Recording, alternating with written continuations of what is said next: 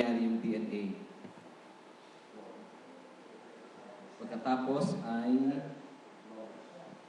cloning, no? Parang cloning.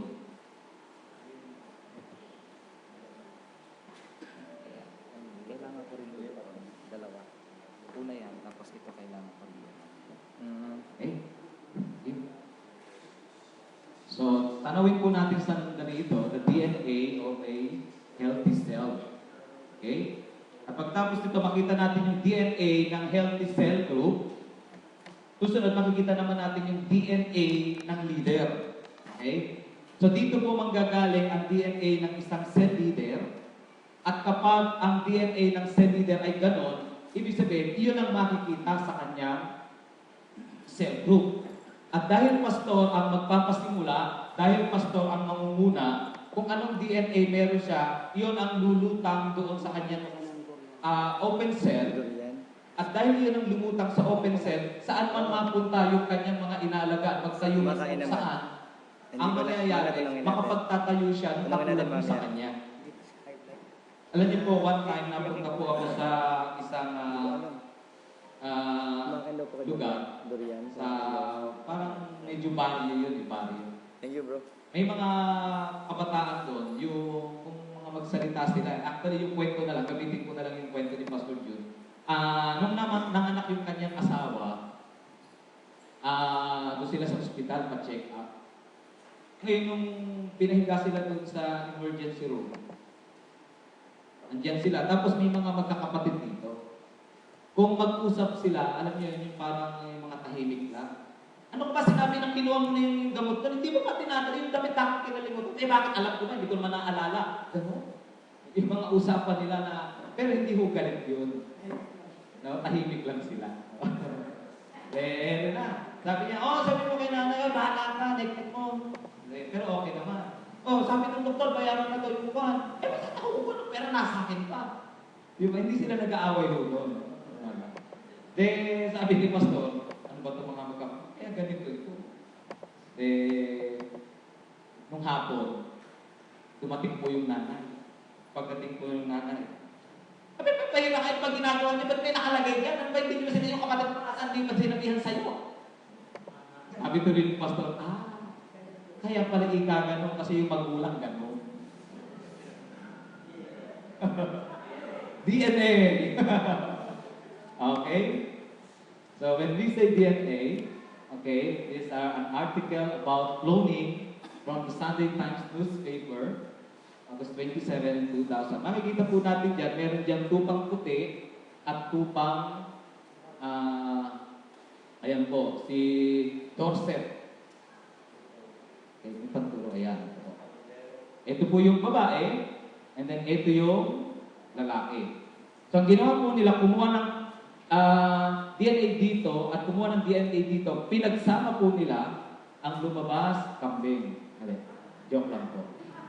Okay? Ayan. Nakikita po natin.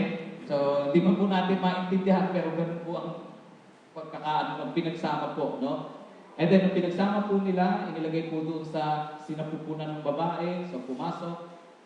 And then, ang nangyari, ito po ang nangyari. Kung ano po yung unang-una, ito po, ang naging anak ay ganun din. Ibig sabihin, DNA. Okay? So let's look at the DNA about a typical healthy home cell group.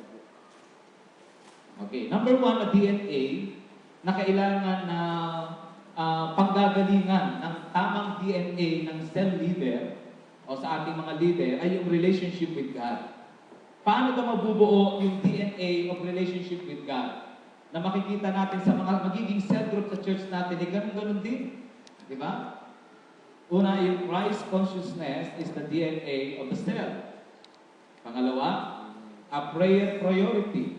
Prayer shield, meeting prayer needs into the cell group, and prayer for oikos contacts. So, ano yung nakikita natin dito mga kapatid? Kapag sa cell group po natin, we are not aware of the presence of the Holy Spirit. Tulad kahapon, the first value ng cell group ay ano yun? A place to encounter Jesus. Okay. Now, pag sinabing values, a place to encounter Jesus, pag nagse-cell group daw po tayo at may nararamdaman ka na medyo may naiiyak na, ang ibig sabihin, i-value mo yun. Pero pag hindi mo values yun, ganitong gagawin mo. Di ba yan, nagse-cell group kami. Umiiyak na si Juan. Ay, umiiyak. Umiiyak ka na umiyak. Di ba ng invitation na yun? Nag-sharing pa tayo. Pipigilan mo yun. Amen? Kasi nga hindi mo values yung pagkilos ng Panginoon. Ang values mo, yung program. Nag-get natin mga kapatid? So, ibig sabihin, the DNA is yung relationship with God, yung Christ consciousness. Aware tayo na may ginagawa. Kasi minsan, pag tumalaot na po tayo dun sa topic na ipinrepair po natin, ang pinakaayaw natin ay yung mawawala tayo dun sa topic natin. Ang tawag natin na may mental block na. Kaya lang kung minsan, may ginagawa na ang Panginoon, may umiiyak na, meron parang humihilbi na, ikaw naman may iibahin mo. Hindi mo pa na-recognize yung pagkilos niya, bakit nga? Kasi nga, walang DNA na gano'n eh. So, paano daw natin makukuha yun? By our relationship with God. So, una, yung prayer life po natin. Then, pangalawa, yung DNA din ng building a leadership team. Okay? So, mauuna yung personal transformation, acknowledgement of the presence of the Holy Spirit, and then building a leadership team. Okay? Building a leadership team. Spiritual preparation of a cell leader. So, magkakaroon po tayo ng personal preparation. Ako po, ang naging personal preparation ko po, mga kapatid, ay umakyat po ako ng prayer mountain. Nung nakaraang birthday ko po, umakyat po ako doon. Nag-spend po ako ng 3 days para manalangin at mag-fasting. Alam niyo po, pag-akyat ko po doon, may dinala po akong isang book, yung Pray Encounter. Bagamat matagal na akong nag-Pray Encounter, alam niyo po, binasa ko po uli yung booklet ng Pray Encounter. Grabe po, ako sa loob ng prayer cell, kakapraso lang po, nakaupo ako doon, may ilaw, may electric fan na maliit. Alam niyo, iyak po ako ng iyak. Grabe po, ramdam na ramdam ko yung encounter ko kay Lord. So, meron din personal preparation, spiritual preparation. Hindi lamang yung preparation na ako magbabasa ako, mag-re-research ako para lahat malaman ko. Okay? So, yung personal preparation, and then yung qualifications for potential cell leaders.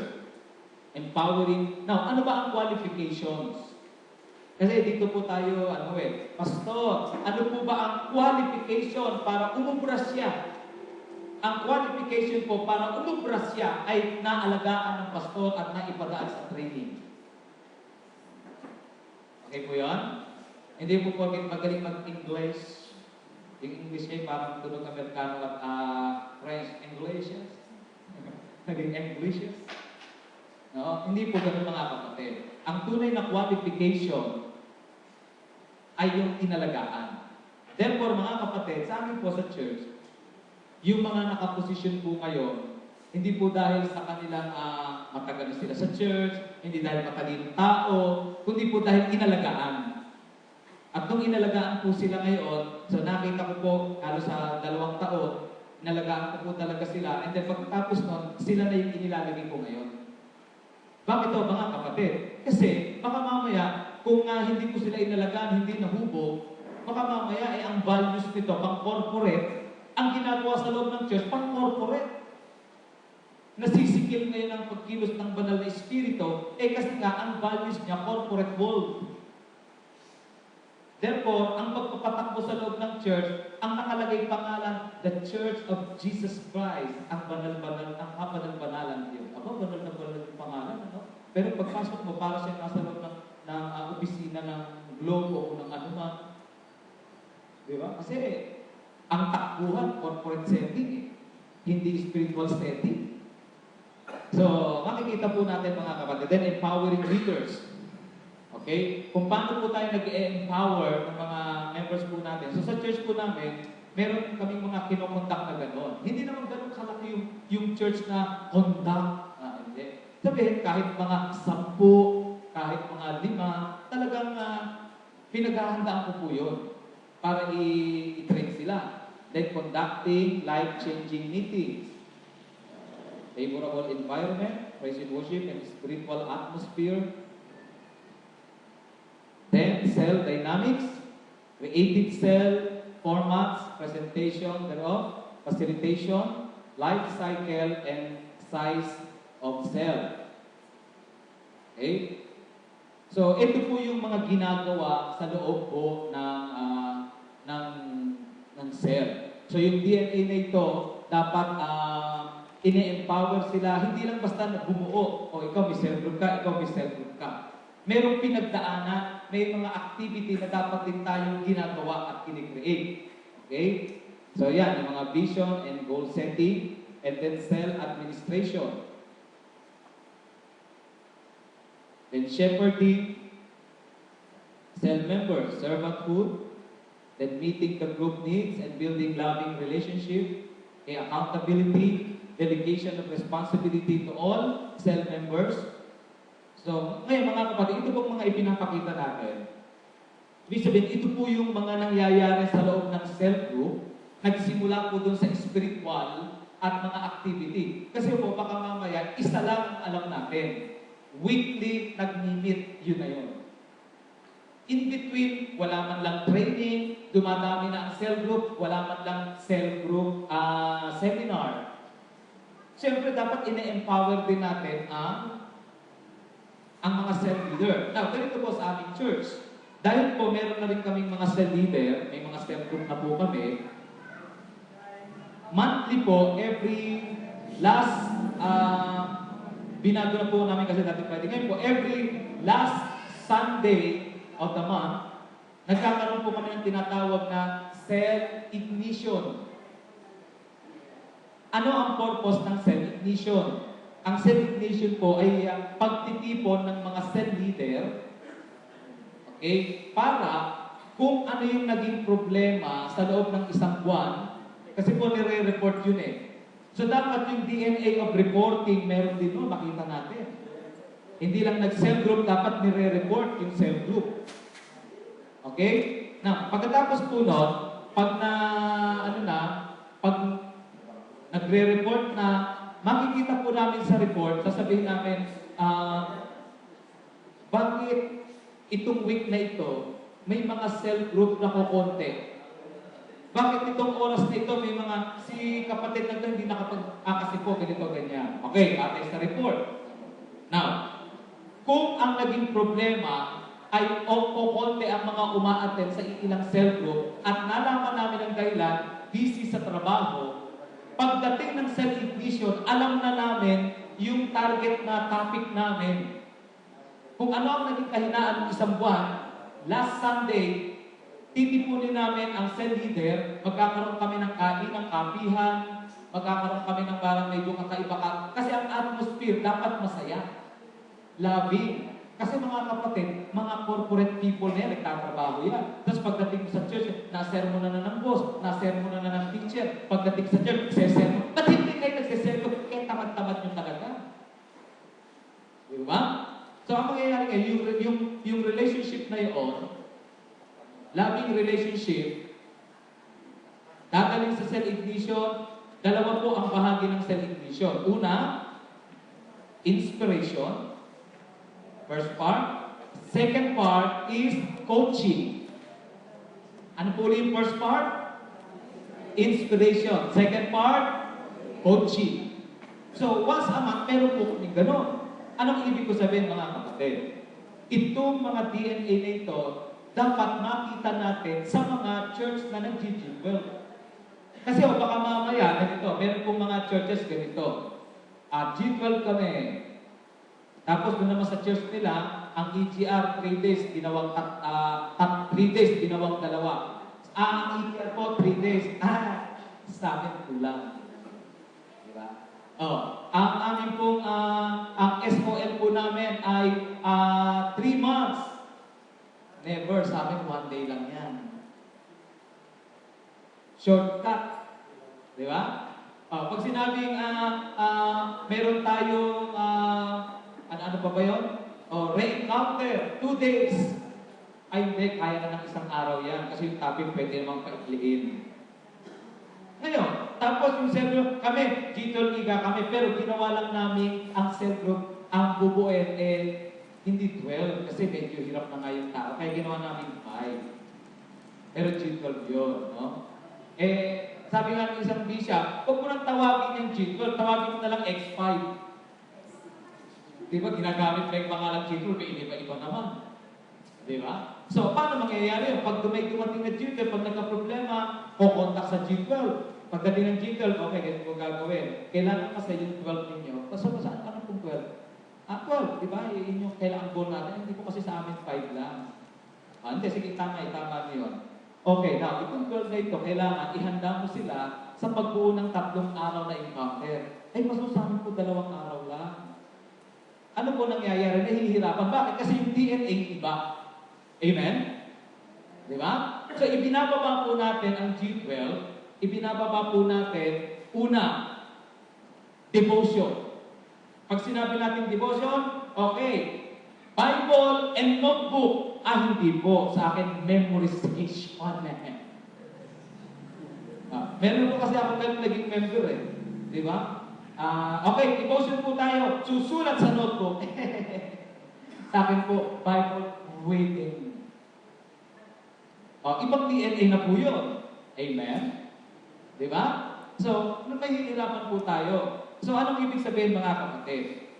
Una, nagsimula po sa devotion. Lahat po basta G12, nagbabasa at nagjo-journal. Number 1, DNA ng G12. Amen. Okay? Pangalawang DNA po ng G12, ang leader ang mauunang makaranas. Amen? Hindi po ipinapasa yung karanasan. Ikaw na nga makaranas nito ang gawin natin sa church. Hindi po. Dapat siya muna ang mauna. Okay? Yun po yun. Bakit? Because we cannot give what we don't have. So yun po yun, mga kapatid. Okay? And then, mga mentoring.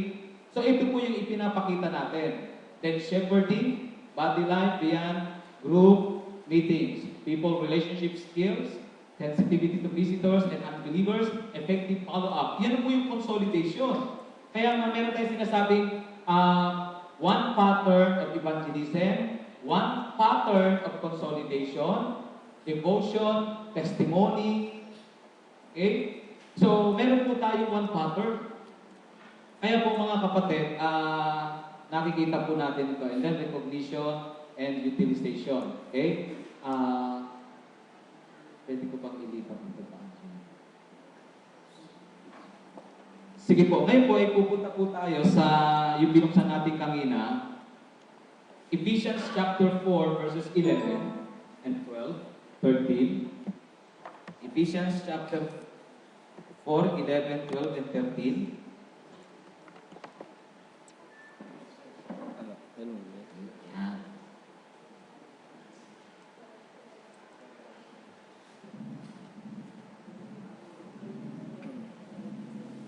Ephesians chapter 4, verses 11, 12, and 13.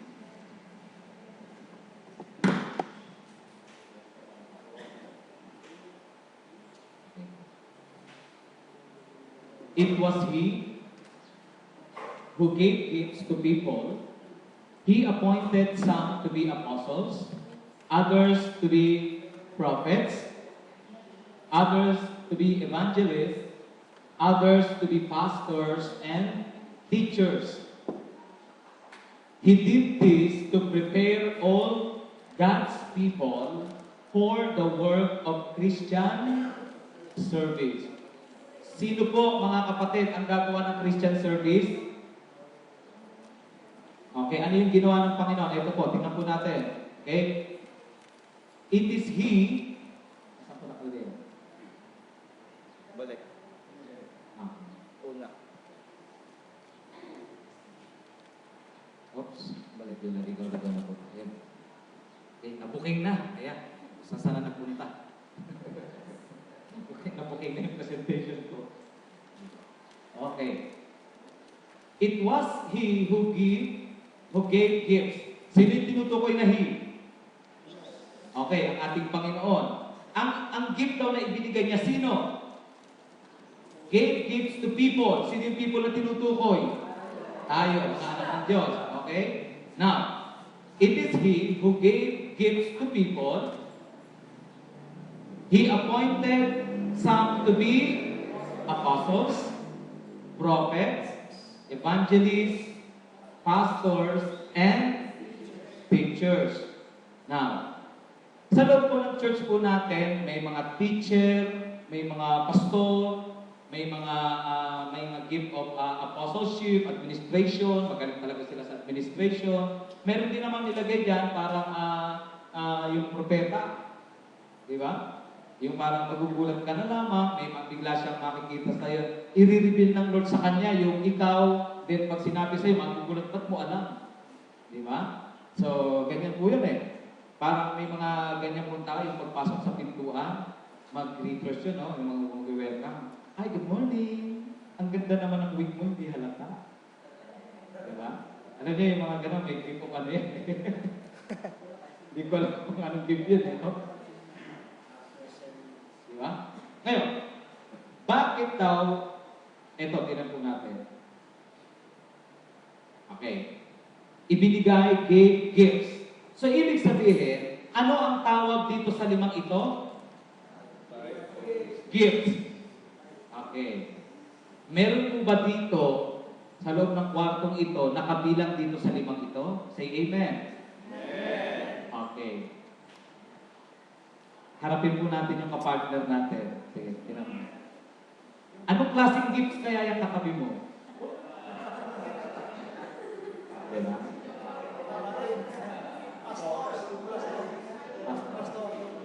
Okay, sige. Tignan natin, ha? Okay. Then, tingnan natin. So, ibig sabihin, yung mga pastor, teacher, yung mga yan, ay gift, regalo. Bakit daw ginawa ng Diyos?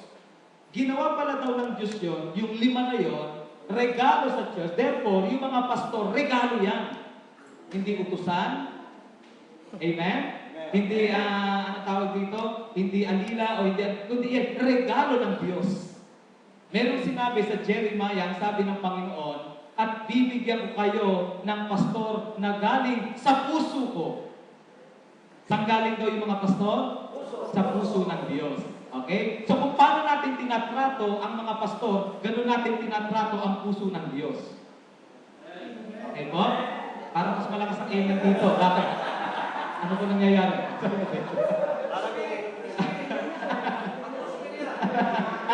Atmosphere. Sige pa. Tingnan po natin.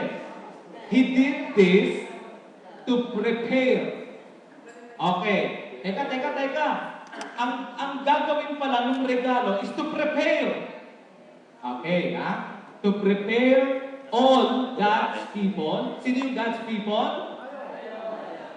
Teka. Iba yung gift, iba yung God's people. Okay, magmula sa verse na ito, pinapakita ng Panginoon, yung mga gift, yun yung mga pastor, propeta, teacher, di ba? Now, yung God's people, they are the members of the church. They are the Christian congregation. Amen? Now, ano ang gagawin ng mga gift? They are responsible to prepare. Saan nila ipe-prepare ang God's people? For the work of Christian service. Di ba? So, ibig sabihin, ito natutunan ko sa UMCTC, pastors are equippers, okay? And the people are the minister. Ewan ko, minsan nakakakita ko sa internet noon, at kahit nga dun sa dati naming church, nakalagay, welcome to the church that cares for you. Eh, ganun pa, no? That cares for you. Kasi ilalim nakalagay, minister, pangalan ng pinakapastor. Sino ang minister ulit? People. Yung God's people. Okay, now, He did this to prepare all God's people for the work of Christian service in order to build up the body of Christ. So therefore, nabibuild up pala ang body of Christ kapag yung mga gift ay piniprepare ang God's people. Okay? Ano din daw, nabibuild up din ang church kapag yung God's people ay gumagawa ng Christian service. Okay po? And so, we shall all come together to that oneness in our faith, in our knowledge of the Son of God. We shall become mature. No? Wow, ito pala yung resulta kapag ang mga gift ay lumugar at ang mga God's people ay na-prepare. Okay? Na-prepare. Ngayon, kasi kaya lang kung minsan, ang God's, yung gift, siya na ang gumawa ng lahat. Di ba? At siyempre, kahit ikaw pastor, kahit ikaw gumawa lahat, mag-visitation ka, pastor, may patay pa doon, pupuntahan mo, inilipin mo mamaya. Ganun pa. Eto na ngayon, ang mangyayari, kapag ang pastor umuubo na ng dugo, ay anointed yung pastor namin. Di ba? Parang ganun ang nangyayari. So, ngayon, makikita natin, dito pala magmamature ang church, reaching to the very height of Christ's full stature. Okay? So, makikita natin. Now, ang tanong, sabay-sabay nga po natin basahin, 1, 2, ready, begin. Okay. Who is responsible? Ano? Sino ang responsible? The gifts. Okay. Tinan niyo. Okay. Kapag may magandang pagkilos na nangyari, ganda naman ang nangyari sa inyong church. Ay, dahil kay Lord yan. Talagang malambing, okay. Praise God, dahil kay Lord. Ay, may palpak na nangyari sa inyo. Ang kaway talaga kumikilo. Di ba? Ang kaaway ko, benta po, tapos na. Ang kaaway kumikilos. At tanong, sino ba talaga ang responsible? So, ang ibig sabihin, mga kapatid, kung responsible tayo, dapat may gagawin tayo. Kikilos tayo. Amen? Okay? Yung bang handa tayo mag-blame pag may nangyari hindi maganda dahil sa akin. Bakit hindi lumago yung church? Dahil kanino?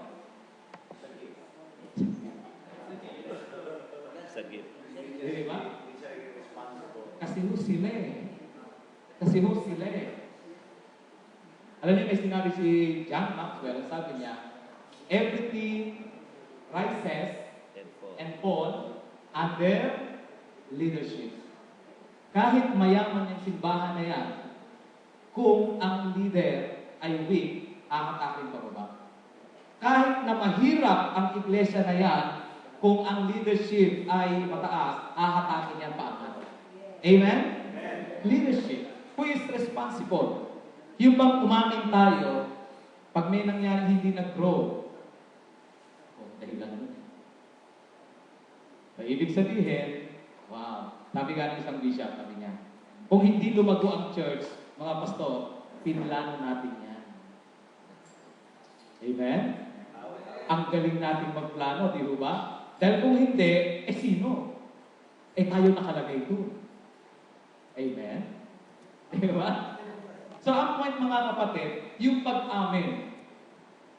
Okay? Doon po magsisimula yung DNA, doon magsisimula yung pagkilos. Kasi mga kapatid, kung tayo na umaamin tayo na talaga may naging pagkukulang ako talaga, kailangan simulan ko sa sarili ko. Then naniniwala ko, doon magtatanim ng panibago ang Diyos sa ating buhay. Yun na po natin ito. Iba rin po sa farm.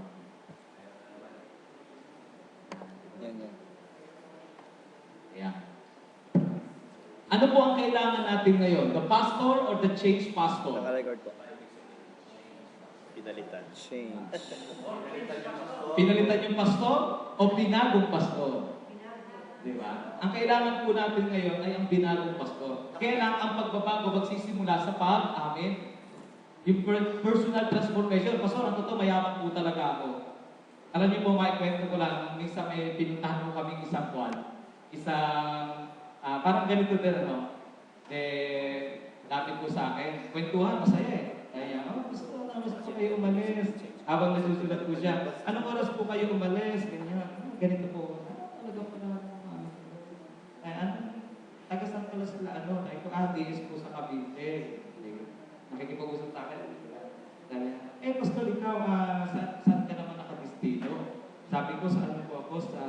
Grace Community po, independent. Hindi ka Methodist. Sa akin gano'n. Hindi ka Methodist. Tapos na iba na yung mukha niya. Tapos nung dumating si DS. DS is born again pala yan eh. Sabi gano'n. Sabi ko, DS kayo na pumaon ng magsalita. Sabi ko sa lapit ko kay DS eh. Sabi ko gano'n. Sabi ni DS, kaya mo yan. Huwag ka magpa-intimidate. Sabi niya gano'n. Sabi ko, sige na nga. Then nung habang unang bigkas ko nung Bible verse, sabi ko, basahin po natin to. Anong version yan? Kasi nakalagay ko sa ilalim, XS50, parang gano'n. Anong version yan? Ako, anong version ko ba ito? Hindi ko ba yung version? Ay, hindi ko alam, hindi ko makita. Siyempre, kailangan ko malaman anong version yan. Alam niyo, sige lang, sige. Tuloy-tuloy lang po ako, tinabi ko yung atmosphere, no? Atmosphere. Sabi ko, kapag ang atmosphere ng GSA mukhang may mga patay, sabi ko gano'n, tsak gano'n din po talaga ang dadamay. Gano'n. Then hindi ko naman pinapatawa kasi yun ang talaga yung topic ko eh. Pagdating ngayon kay DS, personal transformation. Sabi pa niya, dapat tayo ang unang magbabago. Yung aamin tayo na ugali natin ay gano'n. Hindi, talaga kay tapang-tapang ng DS. Di ba yan? Bumabait po yung mukha, nakikita ko. Pero alam mo ba, kahuli-huli, nakakatuwa. Napansin ko po, kung ano yung bagsik niya nung una, singtindi at mas matindi pang naging pagbabago, hindi nakita ko. Alam niyo, lumapit po siya, palang pa, Pa-picture. Gaganon pa. Gaganon pa. Di ba, joke? Babae. Ang ibig ko sabihin po, mga kapatid, alam niyo po yun, kapag hindi na-break yung mga bagay sa buhay po natin, alam niyo po yun, minsan ang totoo, kung kangi-kangi natin sinisisi ang nangyayari sa church natin, pero ang totoo, meron pala sa atin. Okay? So, ano ba talagang kailangan? Isang binagong pastor, hindi pinalitang pastor. Okay? Next. Yun. Minsan nga, Pogi ah. may mga preacher, but not equiper. Di ba, no? Yung bang parang, Likod-likod na kamergana. ang bilis, ang tawag dito, talagang preacher, ang galing, pero walang na-equip. Alam niyo po, aral, ako rin po yan eh. Tapos meron pa nga, nadinig ka noon, talagang nagtuturo daw ng church growth, pero walang church na hinahawakan. Nagtuturo, ilalago po ang church natin! Ang topic, church growth! Tinanong daw siya, Pastor, saan po church kayo? Wala church. Topic church. Bakit? Kasi preacher but not equiper. Di ba? Excited lang siyang mag-research, talagang gagandahan niya, alam na niya sa magpapaiyak. Sabi nga ni Jess, nung kailan ba yun, nung unang araw, Pastor, ang galing umiyak, wala namang luha. Di ba? Parang ginagalingan lang doon yung kwan. Sabi nga nung isang may bisita po tayo, darating. Ang tawag niya din modus operandi. Modus operandi na. Sabi ng pastor, alam ko na yan, modus operandi ng mga pastor din ako, sabi niya. No? Pero ang totoo mga kapatid, minsan totoo, nagiging preacher lang, magaling lang, pero ang totoo, walang na-equip. Ano ba talaga ang trabaho ng gift? Equiper. Amen? Kaya naman tanong, anong klaseng gift kaya tayo sa church natin?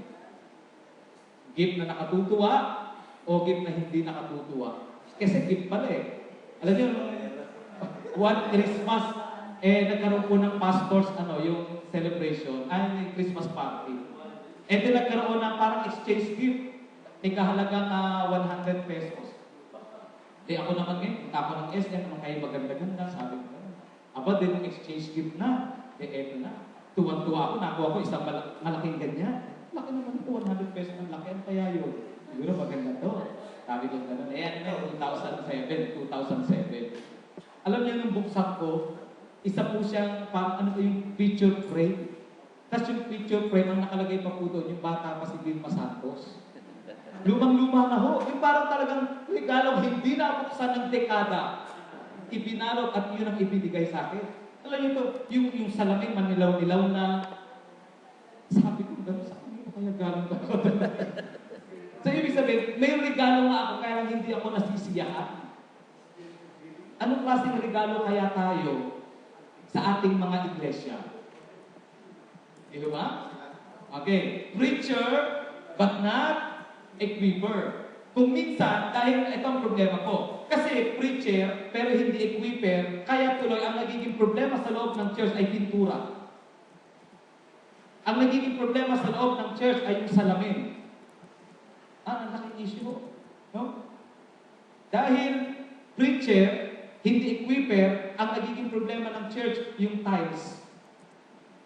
Bakit walang doormat sa harapan? Di ba, basta napag-usapan na ho natin sa council, dapat may doormat? Wala naman po kayong binibigay na allowance sa akin. Pastor, sacrifice. Kami nga ho nagsasacrifice, kailangan din mag-sacrifice. Pero alam niyo ang totoo, hindi talaga yun ang tunay na problema. Ang tunay na problema, preacher but not equiper.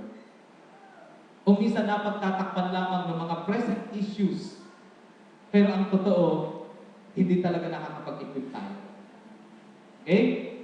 DNA. Next, program focus, but not people focus. Kaya nga kung minsan, parang nangyayari, di ba? Yung nakapag-ahandog tayo ng altar, nakapag-ahandog tayo sa altar ng buhay na tao. Di ba noon, ang inahandog lang tayo. Pero sa panahon ngayon, mas high-tech na. Buhay na tao na ho ang inahandog sa altar, pinapatay. Yung kahihiyan, di ba? Kapatid naman, yung programa natin hindi mo sinunod. Di ba? Kumbaga parang, kasi nga, program focus but not people focus. Di ba? Nasunod, napakaganda ng program, pero yung puso ng mga magkakapatid sa loob ng church ang lalayo. Okay? And then, ayan. Okay. Event-oriented but not process-oriented. Anong ibig kong sabihin dito ng event-oriented? Pag may activity, ay nandyan yan. Tapos pag sinabi na natin, after po kasi nung encounter natin, meron tayong 10 days. Kailangan pa ba niya? Di ba't nakati na nga ako? O di ba, ilang araw pa yan? 10 linggo po ito. Okay, 8 weeks, pwede na. Kasi nga, event-oriented, hindi process. Pag sinabi natin process, meron siyang development. Method, kumpleto po yun, hindi pwedeng isa lang. Nakakita na ho ba kayo nung pagka-graduate ng grade 6, nag-enroll agad ng kolehiyo? Hindi pwede kasi kailangan yung pagkaanan po yun. Okay? Event-oriented but not process-oriented. Okay? Wala. Ayan. Wait. Hindi po. Bro, ano lang. Stay lang muna. Ayan. Stay lang muna. Kasi nakaturo. Tired on ministry, but not on multiplying ministry. Diba? Pagod na sa ministry, doon sa ginagawa, pero hindi doon sa multiplying ministry. Alam niyo po, napakasarap maranasan.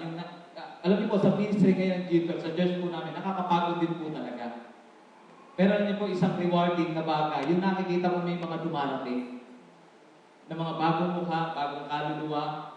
Okay? Yan. Process is progress.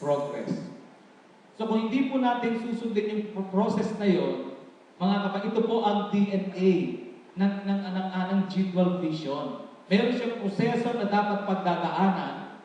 Okay? So process is progress. So pag wala sa process, wala progress. Alam niyo, nung una ang hirap. Ang ginawa ko po sa G12, naku po, nag-create po ako ng tinatawag na mga shortcut, yung mga, ano tawag doon, yung fast track. Halimbawa, yung post-encounter po, 10. Ginawa ko po isang araw lang yun sa church namin. Yes. Pinumpak po namin. Diba? Ano pa? Yung SOL po namin, imbis na 10 linggo, ang ginawa ko po yung 2 araw. Fast track. At na proud pa po ako noon. Sinishare ko pa yung aking material. Meron kami ito. Kayang-kaya yan kahit 1 hour. 10 pesos 1 hour. So, alam niyo po, ginawa ko po yung lahat ng iyan, pero hindi po naging maganda ang resulta sa amin. At ginawa rin po ng mga nauna na, kaya nung pagdating ko sa amin, nakita ko rin po talaga yung resulta. At minsan nga po, merong nagsabi sa akin, may isang kabataan inaalagaan sa cell group. Sabi ko sa kanya, kabats to nila Pastor Jordan, nung second encounter sa Tagaytay. Isang kabataan, 17 years old, yung sinundo ng kanyang pinagpe-pray. Sabi ko, anak, pwede ka nang mag-encounter kasi matagal ko nang nakikita sa church may cell group din naman. Hindi pa ako pwede mag-EGR. Bakit? Kasi po wala pang 60 days yung aking devotion. Bakit? Nakakailang ka na ba? Nakaka-6 ano pa lang po ako, mga 55. Kunti na lang, pwede ka na makahabol sa Tagaytay. Tatanong ko po muna sa aking cell leader. Nagigit niyo po mga kapatid? Di ba, no? Sa akin, ang feeling ko, dahil nakikita ko naman sa church, tapos kumaat ka naman ng cell group niya, pwede ka nang umatin. Sabi niya, hindi pa. Kasi may sinusundan pala siyang process. So kapag may process, there is progress. Alam niyo po, ganyan po yung nakikita ko sa kanya sa ngayon. Nakikita ko sa kanya, napaka-excited niya mag-devotion, excited po siya na mag-win ng kaluluwa, excited siya mag-testimony sa harapan. 17 years old, talagang bold talaga siya na tumayo sa harapan. At eto pa, yung kanyang mga magulang, mapapa-attend niya 2. Yung 2 kapatid niya, napa-attend niya na. Ang sumusunod na nag-uusap, yung kanyang magulang, yung tatay at nanay. At ikinikwento niya sa akin ngayon, ang sabi niya, Pastor, sabi ng tita ko, actually sa laptop ko yun, yung every quarter para ito po, sabi niya, Pastor, nagulat nga po ako kasi yung tita ko bumabait sa akin. Hindi naman ganun yun eh. Nung minsan nga, sinama ako, nung ando kami magpipinsan, tinawag ako, pakakainin daw ako sa Chick Boy. Sabi niya ganun. Kaya lang ang nangyari, dahil nakita kaming umalis, nakita kami mga pinsan, sumama, sumunod naman. Kaya ang nangyari, nagpa-iced tea, iced tea na lang. Pero sabi ng tita ko, dapat daw kakain talaga ng manok. Pero nagulat ko siya, bakit bumabait? Alam niyo sa loob-loob ko, kasi may process siya. At dahil may process, merong progress. So sa church po natin, mga kapatid, minsan para bang napakahaba. Pero naniniwala tayo, if there's a process, there is progress. Okay?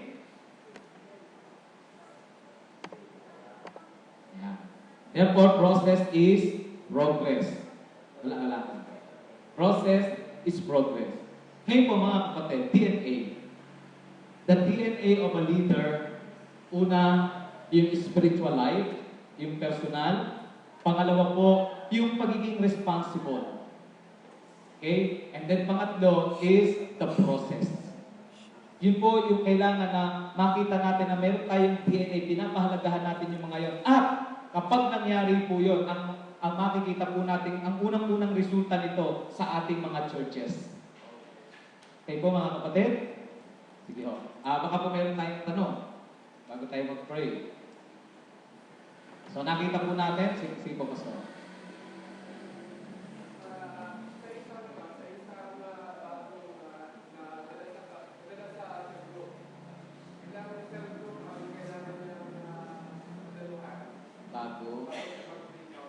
Bago po mag-pre-encounter. Ilang cell group? Ilang cell group. At least po, 2 months. Cell meeting, baka ibig sabihin, hindi cell group, hindi cell meeting. Yung cell meeting po, Hindi cell nakailang cell group na siya. Ilang beses.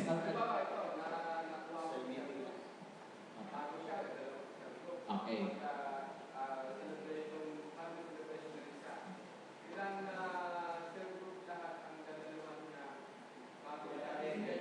Okay, ilang cell group meeting? Yun, kasi marami cell group eh.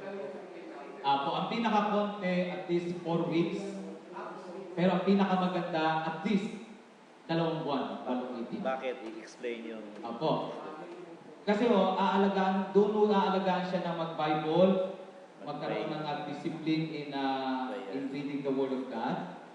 Kasi tulad nga po nung nabanggit ko, nagkaroon ng isang encounter, hindi naalagaan sa cell group, pagdating sa EGR, pasaway. So, pero pag naalagaan sa cell group, parang ganito po, nag-uusap-usap nga po kami nila DS, parang ganito po, ang bata, di ba? Ipiniprepare muna yan sa bahay, hindi agad ine-enroll yan sa eskwelahan. So, yung bahay, inihahanda muna ang bata. Actually nga, nung bata po ako, naalala ko pa, no? Nung pinapasulat sa akin yung pangalan, binigyan ako ng ballpen, ay ng lapis, tapos binigyan ako papel, sinulat ko bilog-bilog. Tapos sabi ko, nanay, pangalan ko po, ay, ganda naman ang pangalan mo. Tapos habang lumalaki ko, hindi pala ganun ang pangalan ko. Porket natuto lang ako magbilog-bilog. Pero ang point, tinuturuan pala ako ng nanay kong humawak, tamang paghawak ng lapis. Yung tamang paghawak. So, yung isang buwan, now, always remember, isang buwan sa cell group, umaaten-aten na rin po ng celebration. Church. Okay? Now, ito pa po, medyo importante ito. Ang encounter po ay hindi po ito evangelistic event. Therefore, ang aatin po ng encounter ay ligtas na. Amen? Na-verify na ang kanyang salvation. Kasi hindi po sa encounter po, hindi po nagpapatanggap ng kaluluwa doon. Ang atmosphere po sa encounter ay yung surrendering, yung lalapit na talaga kay Lord, hindi yung tatanggap kay Lord. Kasi meron po mga encounter, ganito po ang ginawa. Tulad nung ako po, napunta po kami ng Tugigaraw. Nagulat po kami dahil hindi nila nag-encounter sila, hindi sila nag-pre-encounter. So mga baguhan po ang lahat ng yan. Talaga. Kaya wala naman po kami na nagawa ngayon, kundi patanggapin sa Panginoon. Kasi kaya tingnan niyo, bago po nagsimula, naku po, lahat na magre-register, sinasala po namin. Ako po talaga na, wala po muna papasok, punta po muna kayo dyan, register kayo. Then tumanggap na ba? Yung kung sino yung nag-invite, kailangan katabi niya ngayon. Pag hindi tumanggap kay Lord, okay. Minsan tatlo, may nakaupo dyan, o isang magpapatanggap. Pag wala na, kahit ako, nagpapatanggap na rin, o 5, hindi kayo, 5 dito. O tanggap, o ganito, alam niyo ba, ganyan-ganyan, mahal tayo ng Panginoon, tatanggap sa Panginoon. So, ganun po ang nangyayari. Kasi po mga kapatid, baka pwede ganito mangyari. No? Encounter, tumayo ang balahibo, naiyak, akala niya ligtas na siya. Hindi po pasihan yung emosyon para masabing ligtas na. Diba? You shall know the truth, and the truth shall set you Okay po. Dapat to makaubos siya ng 6 na notebook. Ay! Di ba? Di ba? Actually sa journaling po, wala pa naman. Kahit wala pa naman po. Yung sa cell leader ko lang po, yung aking cell leader, ganun po ang programang inilagay niya. Sa loob po ng 2 buwan, ni-require niya kailangan 60.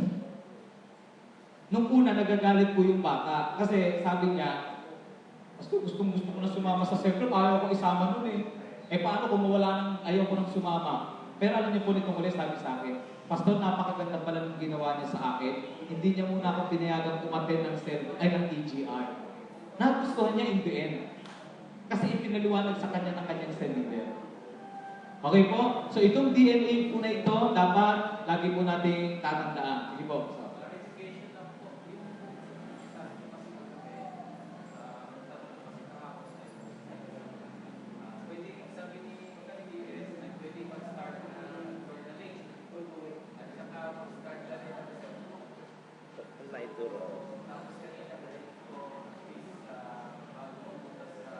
Encounter.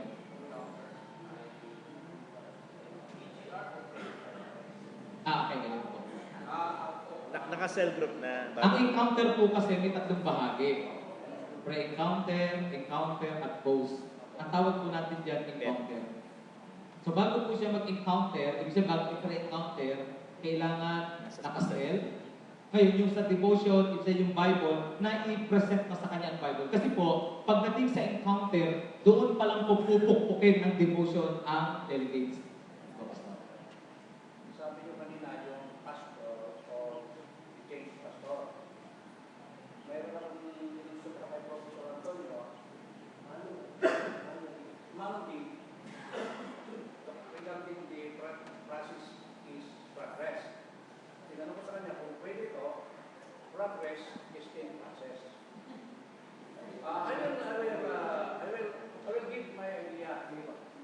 Kasi, yung progression sa kanya ngayon ay pinaproseso.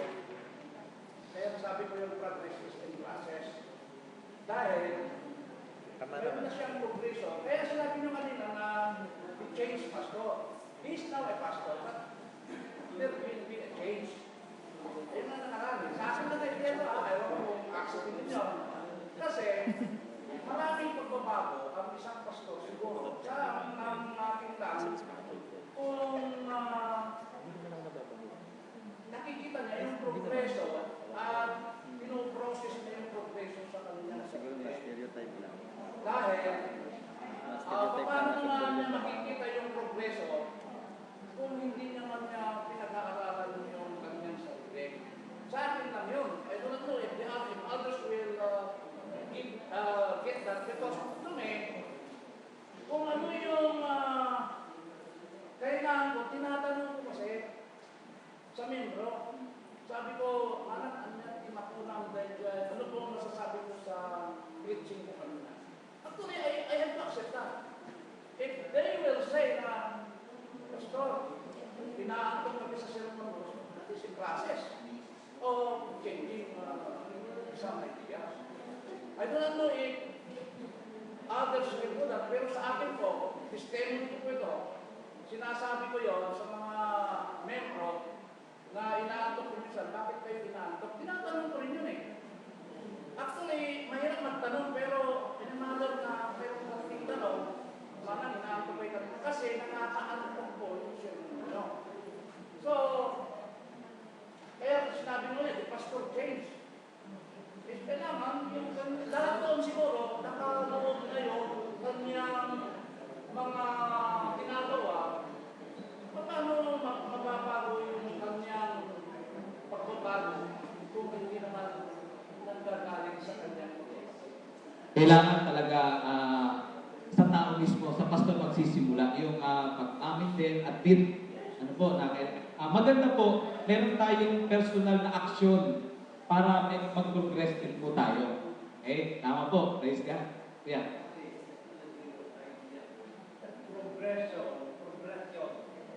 Early process, progression is of three stages. Katulad din yan ng encounter, there are three stages. And each stage is differentiated by the network of aims for each stage. Katulad doon sa preparatory encounter. Ang objective dito o aim dito is distinct and separate doon sa encounter talaga, yung main encounter. Yung sa encounter, iba ang aim dito doon sa post-encounter. Yung it defines the stages of the encounter o kaya yung progress. Yes. Pero sinasabi natin, the progress is still in the making. Yes. Yun na sinasabi, preparatory. Kung baga sa palit, i-apple natin sa encounter. Yun ang preparatory encounter. Now, that is when the progress is in process na ongoing. Yun ang talagang encounter natin. Yun ang tunay na encounter. Yeah, yes. Because it is in progress. Yes. Yung pag-depende yan doon sa ating network of pain, we want to achieve in each of these three stages. There comes yung tapos na yung process. What is that? Ang tapos. Malalaman natin yan, yung objective. Kung mag-i-evaluate tayo ngayon, ito importante na karoon ng network of objective. It is a criteria for evaluation. Yeah, that's right. Kung natin natin ang hindi yung Yes. natin matanong. Ako yung natira ako sa dalawang activity na doon sa kita. Kita ko yung dahil natin yung importante